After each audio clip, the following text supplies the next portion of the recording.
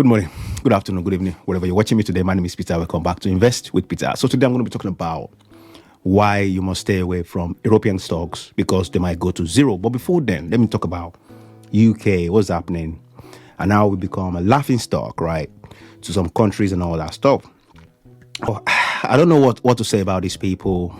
They're a bunch of politicians that we believe they should know what they're doing. But at the moment, UK politicians, some sector, some part of them, not all of them, don't actually know what they're doing at this point.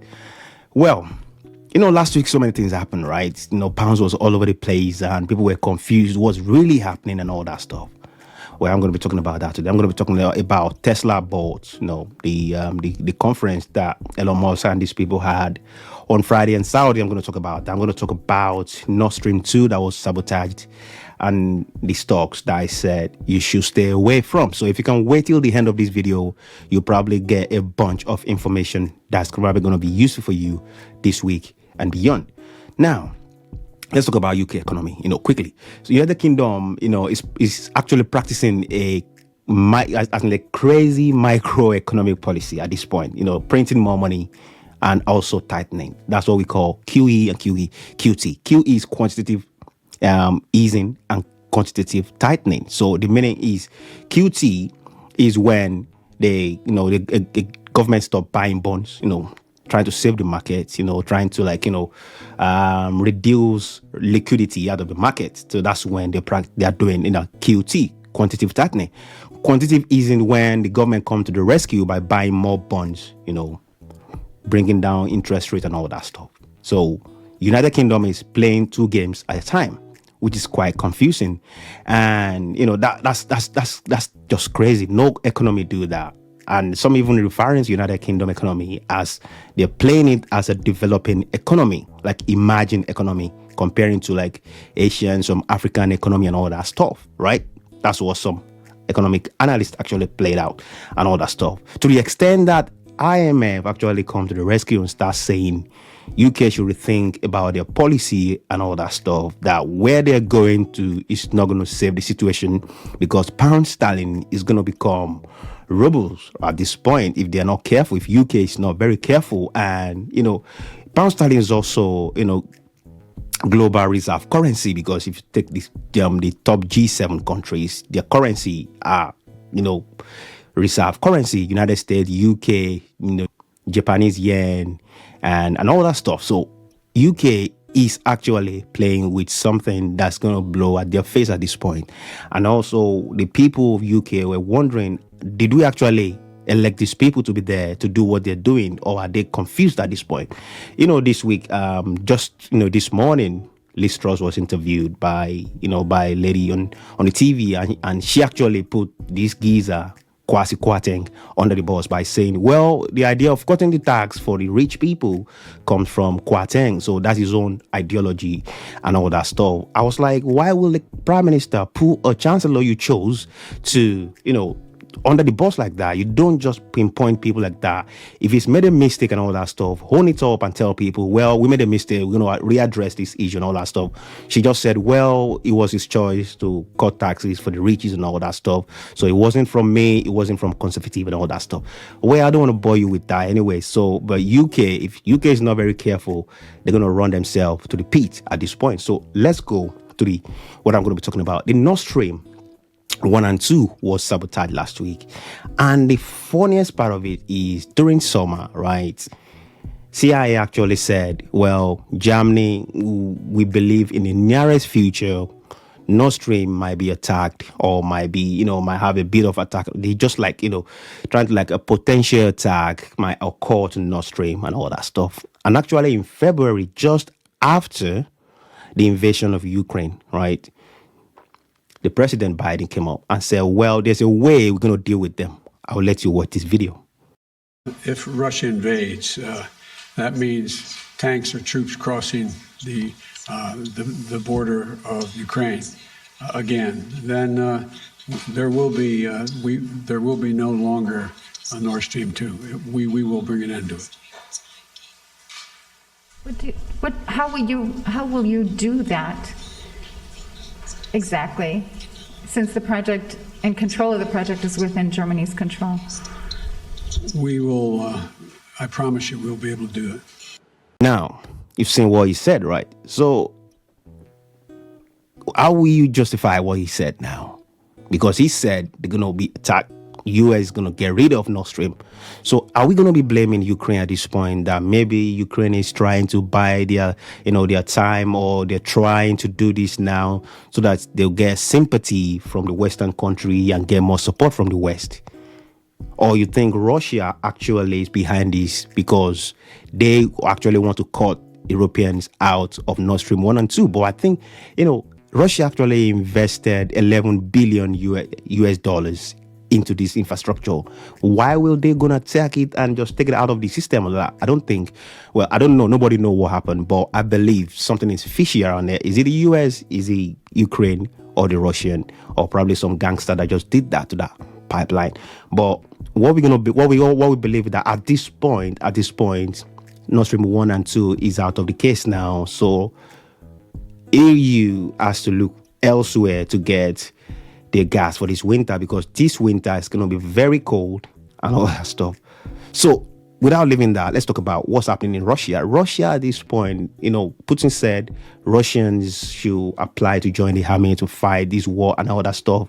And this has led to exodus of 170,000 Russian men, like fighting age men from 18 to 40, something like that. And at this point now, people are thinking, well, what's next? Because people don't want to fight. So a flight from Russia now, from Moscow, a one-way flight from Moscow is up to $20,000 for one way. That is even you can get your hands on a flight ticket. And if not, people start going on foot, start walking into Finland and some other places like that. Where is this leading to? Is Putin being pushed to the edge at this point? Nobody knows. But hopefully, these guys stay away from nuclear weapon that is threatened to use at some point, because that's what's going to destroy the whole thing and send us back to Stone Age. Let's just talk about what European cities are going to be feeling this winter. See, this winter is going to be a biting winter. And I'll just show you some pictures of what is flying off the shelf at this point. You see those jackets? Those jackets are going for 60, 70 euro for one. And some are even going for 125 euro, because this is the way people are going to get warm. This is the way they're going to be, getting themselves warmed and all that stuff, because there's not enough gas that will go around EU and all this point. But guys, I don't want to bore you with that. Let's move on to today's topic, like what stocks you should be staying away from. And predominantly, if it's in US, you don't have to worry. But if these stocks, if you see European stocks that are in these sectors, you should please stay away from them. The first one is aviation. Aviation is going to be having a lot of trouble, a lot of problem this winter because the gas supply and all that stuff. The next one is shipping. So all these sectors, please stay away from them, because if you start buying European stocks relating to this sector, you might find yourself wanting at some point. So shipping, sector and all that stuff, they're going to find themselves in big trouble. Some even companies are just closing down. There's no way they can't justify the way they're going to be going forward from this place at this point, because they can't get enough gas to perform the necessary activities within the company. So you look at chemical industries as well, sorry about that, are going to be affected if you want to stay away from these sectors. And all that food and beverage industries, they're going to be affected, because see, I even heard some people in Germany and France, they're just like, the street lights, they're turning off in the night. They're turning the street light off. Even in your offices, you can have not more than 18 degree on your heater. If you put like 20 degree or 25, 26, you're going to get charged, you're going to get fined, and you're going to pay the price about that. So this is things that we are facing in EU, though UK is not in EU, but at some point, in any way, geographically, UK is still in EU, but on paper, United Kingdom is no longer part of EU. So this is what is going to be happening. If you want to stay away from these sectors, it's going to benefit. I'm just telling you what I think because I live around here and I know what might come in the future. So also basic metal industries, and like you see in that video, you can see companies like that making basic manufacturing stuff. They can't afford to make these any longer. Cement and concrete bricklaying industry, they're going to be facing, because their gadget, their machineries use gas and all that stuff. They won't be able to go from here. But if you want to buy into this industry, you might wait until they go down, because they're going to go down. Because by the time they are reporting, you're going to see like there's going to be a negative report coming from this company that I'm mentioning. That's why I'm saying you might want to stay away or wait before you get into these companies at this point. So agriculture also is going to face some issues around gas because they can't afford, or there's no enough gas to, for this machinery to perform their duties and all that stuff. So they'll probably slow it down, probably close it for a while, and and prioritize people over machineries and all that stuff. So those are the industry I would advise you to stay away from, or probably wait until we see the green light, probably towards after the summer. I would say after the winter rather. Towards, we're talking about next spring and all that stuff. That's probably when you should probably get in it, or probably during the winter when the whole stocks goes down, then you might probably get yourself involved in it. So let's talk about Tesla boards. So Tesla actually is a company that some people are getting confused, like, oh, it's a tech company. Tesla is a car manufacturing company. Tesla is this and that. Well, I think Tesla is a manufacturing company, because Tesla actually produces battery, they produce vehicles, electric vehicles, they produce AI, they produce solar panel, and all this stuff. So you can't put Tesla in a box, and that's why I believe in this company. And I think going forward from here, Elon Musk is going to drive this company to probably top 2 biggest, company in the world, probably after Apple, or a couple of years it might overtake Apple at this point, because the projection of this company and what is in the pipeline is going to blow up and make this company $1 trillion company, very, very soon. And that's why I'm invested in this company. And I think, just like you see in the video, he's trying to make a robot that can do daily activities and all that stuff. And this is the robot that will probably be taking people's job and all that in the nearest future. And he said by 2028, 2029, this robot will be available on sale for anyone who want to purchase them. They will be cheaper and they will be accessible. So anybody can buy them if you can afford it.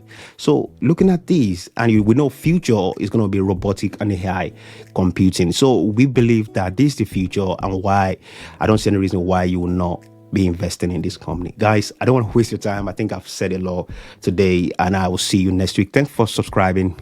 I'll see you next time. Bye for now.